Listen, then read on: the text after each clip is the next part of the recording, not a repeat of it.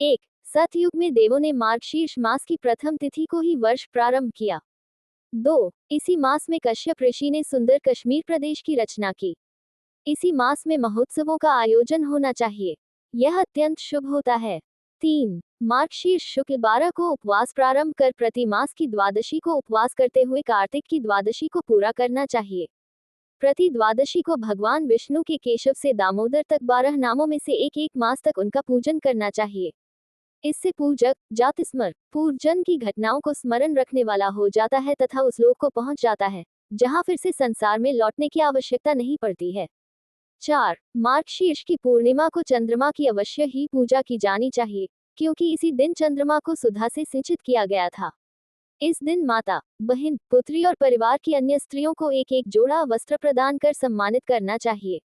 इस मास में नृत्य संगीत आदि का आयोजन कर उत्सव भी किया जाना चाहिए। 5, मार्गशीर्ष की पूर्णिमा को दत्तात्रेय जयंती मनाई जाती है। 6, मार्गशीर्ष मास में इन 3 पावन पाठ की बहुत महिमा है। 1, विष्णु सहस्त्र नाम। 2, भगवत गीता और 3, गजेंद्र मोक्ष। इन्हें दिन में 2-3 बार अवश्य पढ़े। 7, इस मास में श्रीमद् भागवत ग्रंथ को देखने भर की विशेष महिमा है। स्कंद पुराण में लिखा है, घर में अगर भागवत हो तो अगहन मास में दिन में 1 बार उसको प्रणाम करना चाहिए। 8, इस मास में अपने गुरु को, इष्ट को ओम दामोदराय नमः कहते हुए प्रणाम करने से जीवन के अवरोध समाप्त होते हैं।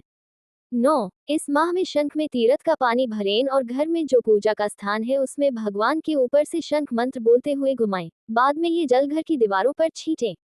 इससे घर में शुद्धि बढ़ती है, शांति आती है, क्लेश दूर होते हैं।